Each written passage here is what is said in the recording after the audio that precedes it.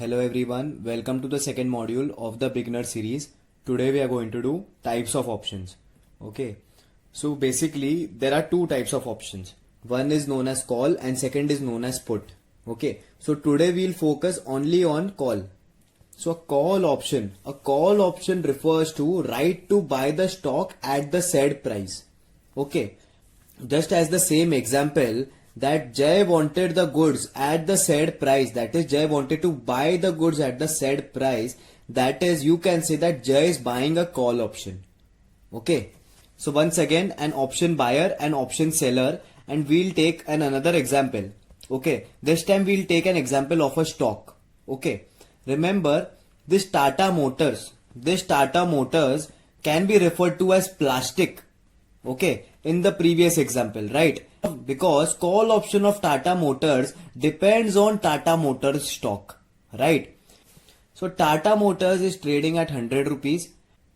So the contract details are that the current value of the stock is 100, right? The current value is 100, okay?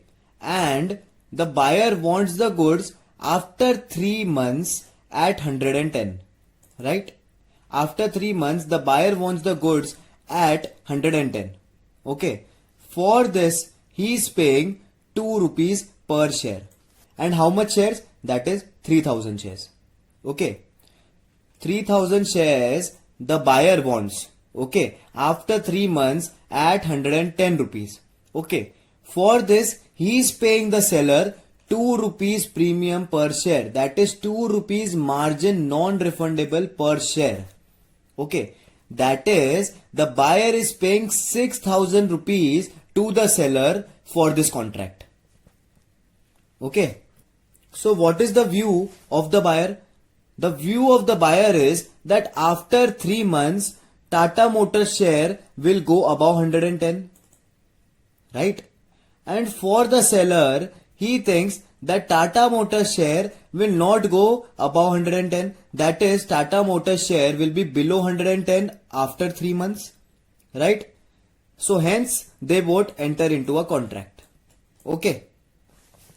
So now, situations क्या क्या आ सकती है? Situations can be that Tata Motors share is trading at 100 rupees only after 3 months. If Tata Motors is trading at 100 rupees after 3 months, the 2 rupees premium is the loss of the buyer. Right?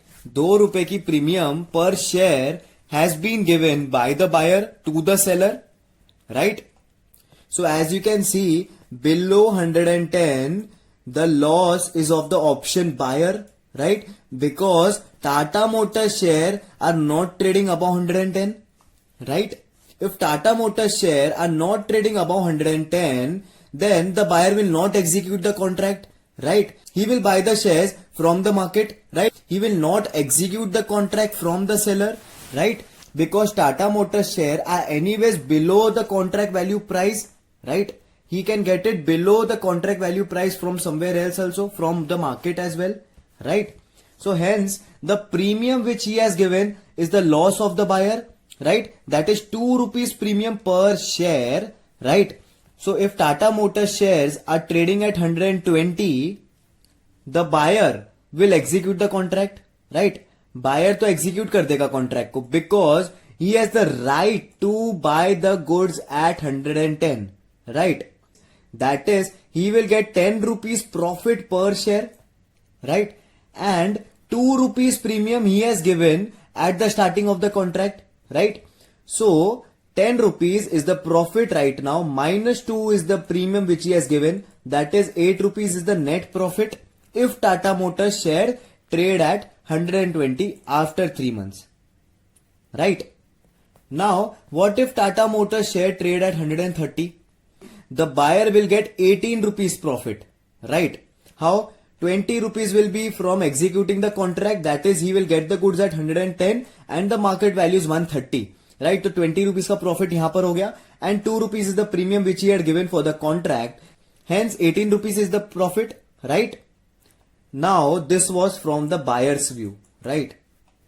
From the seller's view, if the goods are 120, right?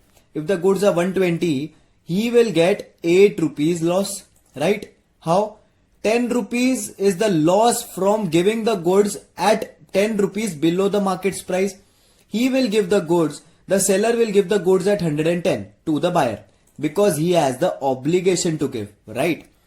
He will give the goods at 110, right? That is, he will face 10 rupees loss, right?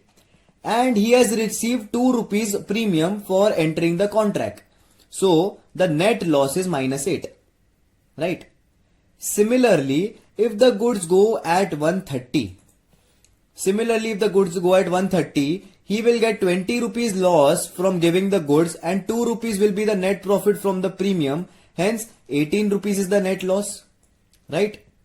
If the shares trade below 110, the seller will get the premium as his profit, that is plus 2 rupees, and the buyer will lose 2 rupees loss per share, right? So this is the situation which can happen. Okay. So now the price of the share is below 110. Okay. That is, if the price is anywhere below 110, 6,000 rupees loss is of the option buyer, right?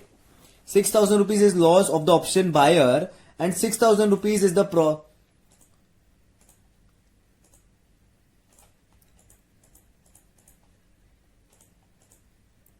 6,000 rupees is the loss of the option buyer, right? Is the loss of the option buyer, and for the seller it is a profit, right?